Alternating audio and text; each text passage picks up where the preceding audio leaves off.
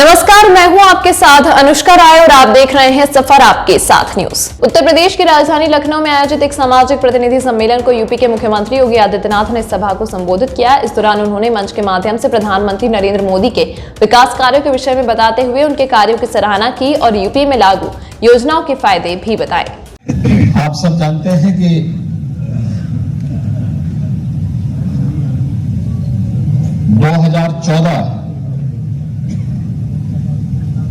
भारत की दशा को दुनिया के सामने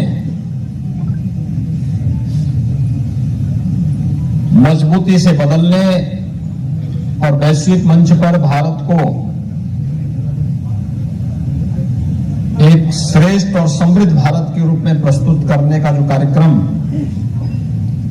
प्रधानमंत्री मोदी जी के नेतृत्व में आगे बढ़ा, आज उसके परिणाम हम सबको देखने को मिल रहे हैं।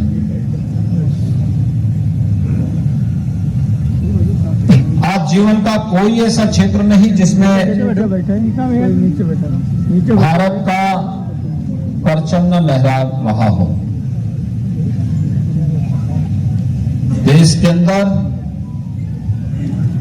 आंतरिक या बाह्य सुरक्षा के मोर्चे हो, देश के अंदर आम जन के मन में एक विश्वास हो, गरीब कल्याणकारी योजनाओं का लाभ बिना भेदभाव के समाज के प्रत्येक तबके तक पहुंचाने का कार्यक्रम हो, या फिर इंफ्रास्ट्रक्चर डेवलपमेंट के माध्यम से नए भारत और समृद्ध भारत की इस तस्वीर को दुनिया के सामने प्रस्तुत करने का हो, या भाइयों बहनों दुनिया के मंच पर भारत की जोरदार और धमकदार पहचान को आगे बढ़ाने का हो।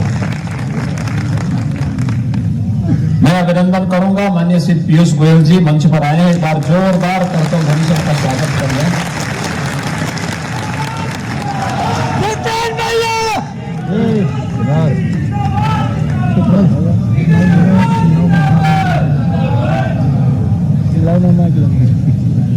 पीयूष जी इस मंच पर आए हैं। प्रदेश की राजधानी लखनऊ में पधारने पर मैं उनका प्रदेश शासन की ओर से हृदय से स्वागत और अभिनंदन करता हूं। पीयूष जी पेशे से चार्टर्ड अकाउंटेंट है। आपके सही हर एक व्यक्ति का जो है वो जानते हैं कि कैसे बिजनेस होता है, और इसलिए आज उनका मार्गदर्शन यहाँ पर प्राप्त होगा। मैं पीयूष गोयल मंच पर पहुंचे, वो अपने व्यस्ततम कार्यक्रमों में से समय निकाल करके आज यहाँ पर उपस्थित हुए हैं, और उनका आगमन प्रदेश के लिए, आप सभी के लिए मंगलमय हो, इस दृष्टि से अत्यंत महत्वपूर्ण अवसर है। मैं इस अवसर पर आप सबको, पीयूष जी को इस कार्यक्रम में आमंत्रित करने के लिए, खासतौर पर नरेश जी को हृदय से मैं धन्यवाद भी देता हूं। भाइयों बहनों, जो ये पहचान देश को मिली है, ये इसलिए मिली है क्योंकि प्रधानमंत्री मोदी जी ने देश को एक दृष्टि दी है, भारतीय दृष्टि। जो 1947 में अगर इस प्रकार का यशस्वी नेतृत्व भारत के पास होता तो भाइयों बहनों भारत दुनिया का सबसे समृद्ध देश होता, दुनिया की सबसे बड़ी सामरिक और सबसे बड़ी आर्थिक ताकत होती। और उसका ताजा उदाहरण हमारे सामने है कोरोना महामारी के दौरान। कोरोना महामारी में हम सब ने इस बात को महसूस किया है। प्रधानमंत्री मोदी जी के नेतृत्व में कोरोना प्रबंधन का कार्य पूरे देश ने जिस प्रभावी ढंग से किया, अभूतपूर्व है, अभिनंदनीय है। दुनिया के विकसित देशों के लिए कौतूहल और आश्चर्य का विषय है कि भले ही भारत आर्थिक रूप से अमेरिका के समकक्ष न हो, हेल्थ इंफ्रास्ट्रक्चर हमारा अमेरिका जैसा न हो, लेकिन जितना भारत ने अपने देश की जनता के लिए कोरोना कालखंड में, चाहे वह प्रधानमंत्री गरीब कल्याण अन्न योजना का हो, चाहे वह जनधन अकाउंटधारी महिलाओं को अतिरिक्त धनराशि देने का हो, प्रधानमंत्री किसान सम्मान निधि में हर किसान के खाते में पैसे देने का मामला रहा हो, या फिर आत्मनिर्भर भारत के माध्यम से भारत के परंपरागत उद्यम को पुनर्जीवित करने का मामला रहा हो, जिस प्रतिबद्धता के साथ भारत ने इस कार्यक्रम को आगे बढ़ाया वो आज किसी से छुपा हुआ नहीं। लेकिन साथ साथ न केवल उपचार और टेस्ट फ्री, खाद्यान्न भी फ्री और भाइयों बहनों वैक्सीन भी फ्री में वैक्सीन, सबको वैक्सीन,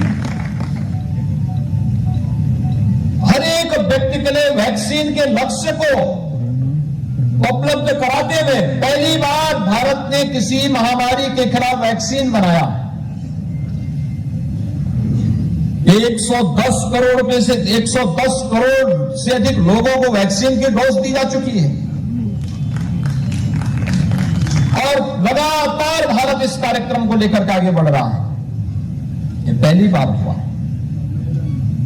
कल्पना करिए 2014 के पहले अगर ये महामारी आई होती क्या होता।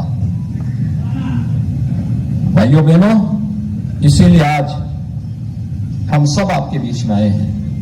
आपने 2017 में प्रधानमंत्री मोदी जी के आह्वान पर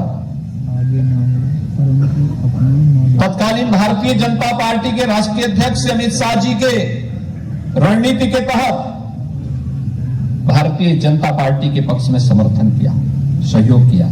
और भाइयों बहनों, पिछले 4.5 वर्ष से अधिक का कार्यकाल प्रदेश के अंदर भारतीय जनता पार्टी नेतृत्व की सरकार का संपन्न हुआ है। आपने देखा होगा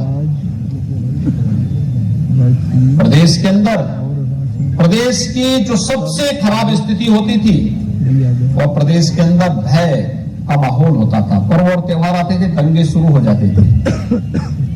प्रदेश के अंदर गुंडा टैक्स वसूला जाता था, अराजकता का एक वातावरण था, अव्यवस्था थी। लेकिन आज 4.5 वर्ष हो गए, प्रदेश के अंदर कोई दंगा फसाद नहीं, कोई दंगा नहीं।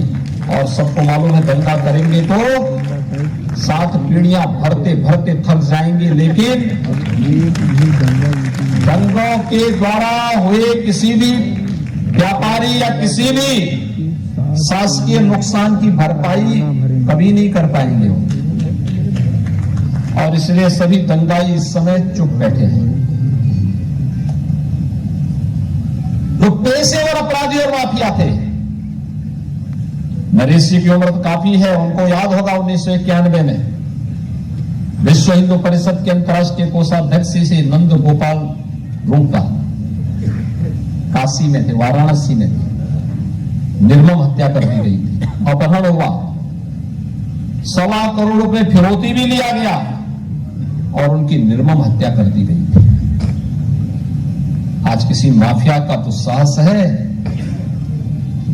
आज किसी माफिया में इतना दुस्साहस नहीं कि कुछ कर सके। अभी मैं कैराना गया था, अभी मैं पिछले सप्ताह गया था। 2017 के पहले कैराना और कांगड़ा की क्या स्थिति थी, सभी लोग पलायन कर रहे थे। कैराना कभी पश्चिमी उत्तर प्रदेश का एक प्रमुख मार्केट माना जाता था, पलायन हो गया था। एक छोटी सी बच्ची मुझे मिली वहां पर, मैं गया था, मैंने कहा मैं जो परिवार भाग गए थे वापस आए हैं, उसी परिवार में मैं भोजन लूंगा दोपहर का। और जब मैंने उस बच्ची से पूछा, 5वीं क्लास की बच्ची थी, मैंने उसको पूछा, मैंने कहा बेटी तुम्हें डर तो नहीं लगता स्कूल जाने में? कहा अरे साहब अब आप है ना, हम कैसे क्यों डरेंगे? अब डरेंगे तो अपराध ही करना है। जिंदाबाद भाइयों बहनों, प्रदेश के अंदर यह माहौल देने में हम क्यों सफल रहे? क्योंकि प्रधानमंत्री मोदी जी का मार्गदर्शन है और अपराध और अपराधियों के प्रति जीरो टॉलरेंस की नीति के तहत जो भारतीय जनता पार्टी ने 2017 में आपके सामने वायदा किया था, उसको भारतीय जनता पार्टी अक्षरशः लागू करने का कार्य कर रही है। इसलिए आज प्रदेश भय मुक्त है, दंगा मुक्त है, अपराध मुक्त है, भ्रष्टाचार मुक्त है और विकास की गतिविधि तेजी के साथ आगे बढ़ती हुई दिखाई दे रही है। आज उत्तर प्रदेश आप सबकी मेहनत और आपके पुरुषार्थ से देश की नंबर 2 की अर्थव्यवस्था बन चुकी है। आज उत्तर प्रदेश नंबर 2 की अर्थव्यवस्था उत्तर प्रदेश बना है। इससे पहले क्या स्थिति थी? हम 6वें 7वें नंबर पर थे। लेकिन जब इस चीजें एक साथ जुड़ती हैं तो रोजगार भी सृजन होता है, ढेर सारी संभावनाएं आगे बढ़ती है और उसी में प्रदेश सरकार ने भी रिकॉर्ड मात्रा में अब जीएसटी कलेक्शन के साथ ही यह भी व्यवस्था दी कि व्यापारी कल्याण बोर्ड के साथ हम लोगों ने इस बात को कहा है, हर उस रजिस्टर्ड व्यापारी को 10 लाख रुपए का हम लोग सुरक्षा बीमा का कवर भी उपलब्ध करवाएंगे और प्रदेश ने इसको पूरी मजबूती के साथ लागू किया है। अभी तक के लिए फिलहाल इतना ही। खबरों के साथ बने रहने के लिए देखते रहिए सफर आपके साथ न्यूज।